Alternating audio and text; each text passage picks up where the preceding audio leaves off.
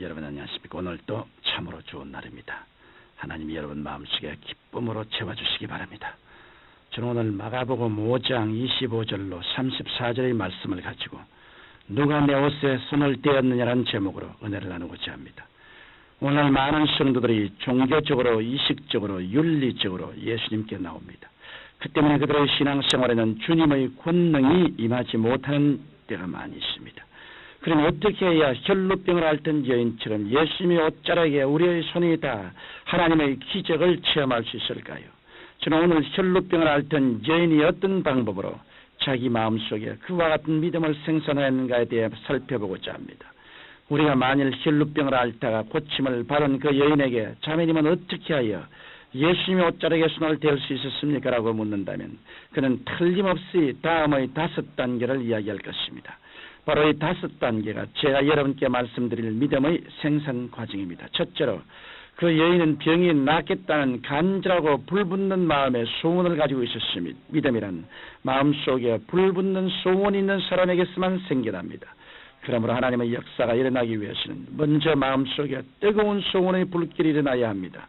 성경 요한계시록 3장 16절에 보면 주님은 분명히 내가 이같이 미지근하여 더웁지도 아니하고 차이도 아니하니 내 입에서 너를 토하여 내치려고 말씀하셨습니다. 오늘날 너무 많은 그리스도인들이 찬송을 부를 때도 기도할 때도 열심을 내지 않습니다. 오히려 찬송을 열심히 부르고 뜨겁게 부르짖어 기도하는 사람을 비난하고 비판하며 자기만 거룩한 척합니다. 그러나 미지근한 신앙생활을 하면서 스스로 이만하면 됐다고 생각하는 교만한 사람들을 주님께서는 토해버리겠다고 말씀하셨습니다. 저희 목회 생활을 돌아볼 때 열심을 품고 뜨거운 소원을 가지고 주님께 부르짖어 기도한 성도 가운데 하나님의 기적을 체험하지 못한 사람을 한 사람도 보지 못했습니다. 성경 시편 37편 4절에 또 여호와를 기뻐하라 저가 내 마음의 소원을 이루어 주시라고 기록되어 있습니다. 그러므로 하나님의 능력이 역사하도록 하기 위해서는 우리 마음속에 뜨거운 소원을 가져야 합니다. 이러한 뜨거운 소원이 없이는 하나님께로부터 아무런 은총과 축복도 받을 수 없는 것입니다. 둘째로 그 여인은 마음속에 치료에 대한 분명한 목표를 설정했습니다. 그 여인은 자기가 예수 그리스도께로 나아가서 그 옷자락에 손을 대어 즉시로 건강을 얻겠다는 분명하고도 뚜렷한 목표를 세웠던 것입니다. 우리 하나님께서는 목표도 방향도 없는 사람에게는 축복을 주시지 않습니다. 왜냐하면 목표가 없는 사람에게 축복을 주시면 목표가 없으므로 주신 축복을 낭비하고 말기 때문입니다. 그러므로 주님께서는 목표가 없는 사람에게는 아무 일도 행하실 수가 없는 것입니다. 오늘날 수많은 사람들이 인생에 실패하는 이유는 그들의 인생의 목표도 없이 살아가고 있기 때문인 것입니다.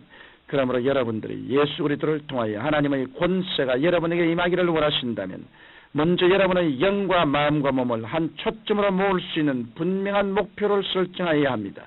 셋째로 그 여인은 자신의 고침받는 모습을 그려보았습니다. 저와 여러분들도 믿음을 개발하고 예수님의 옷자락에 손을 대어 하나님의 권능을 체험하기 위해서는 우리의 마음속에 그리스도를 만나고 변화된 모습을 분명하고 선명하게 그려야 합니다. 이것이 바라봄의 법칙입니다. 여러분이 바라보지도 않은 것이 여러분의 것이 될 수 없습니다. 하나님께서 아브라함에게 축복을 주실 때 창세기 13장 14절로 15절에 보면 너는 눈을 들어 너희는 곳에서 동서남북을 바라보라. 보이는 땅을 내가 너와 내 자손에게 주리니 영원히 이르라고 하시면서 먼저 바라보게 하셨습니다. 여러분의 남편 혹은 아내나 자녀가 교회에 나오기를 원하십니까? 여러분의 마음속에 그것에 대한 뜨거운 소원이 있고 분명한 목표를 설정했으면 여러분의 남편과 아내와 자녀가 여러분과 나란히 앉아서 예배를 드리는 모습을 뚜렷이 바라보아야 합니다.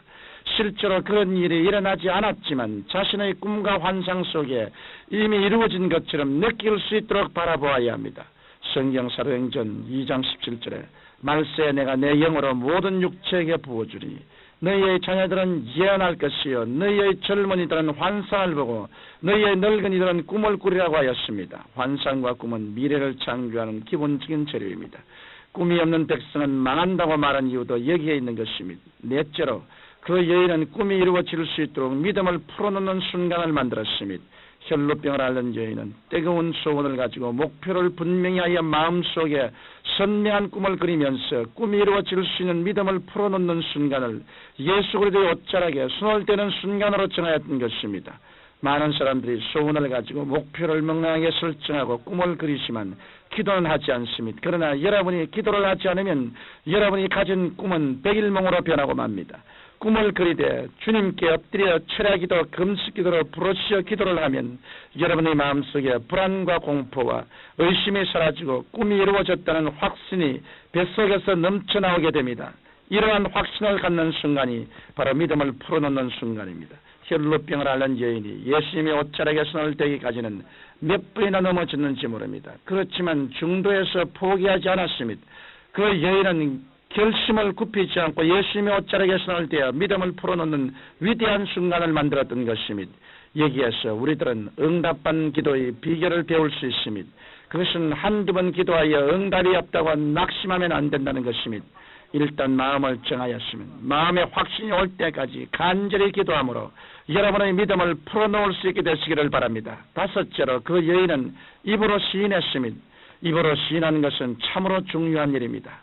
여러분이 마음속에 넘치는 믿음을 입 밖으로 내어놓을 때 그 말씀이 나가서 기적을 나타낼 수 있는 것입니다. 하나님께서 빛이 있으라 하실 때 그 말씀이 빛을 지었습니다. 궁창이 생겨나라 말씀하실 때 그 말씀이 나가서 궁창을 지었습니다. 바울과 실라가 루스드라에서 안전뱅이를 보고 일어나라고 할 때 안전뱅이가 일어났습니다. 이와 같이 여러분들도 믿음을 갖고 입으로 시인하여 말씀을 내어보낼 때 여러분의 앞에 있는 태산과 같은 환경이 변하여 평지가 되고 사는 바다로 옮겨지게 될 것입니다. 무려 12해나 혈루병을 앓던 여인은 자리에 누워 이상과 같은 5가지 마음의 준비를 하였습니다. 첫째로 이 여인은 병이 낫겠다는 간절한 소원을 가졌습니다. 둘째로 치료받는 데 대한 분명한 목표를 설정하였습니다. 셋째로 치료받은 자기의 모습을 꿈과 환상으로 생생하게 그렸습니다. 넷째로 믿음을 풀어놓는 결정적인 순간을 마련하였습니다. 다섯째로 입으로 시인하였습니다. 이와 같이 그 여인이 모든 마음의 준비를 하고 난 후 그리스도의 옷자락에 손을 대자마자 하나님의 기적적인 성령의 권세가 그의 온몸에 흘러들어가서 그의 운명은 변화되었던 것입니다.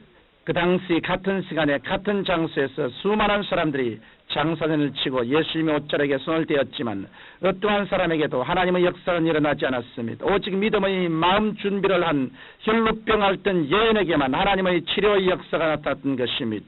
청취자 여러분, 예수 그리스도는 어제나 오늘이나 영원토록 동일하십니다. 그 예수님께서는 여러분을 위해 기적을 준비하고 계십니다.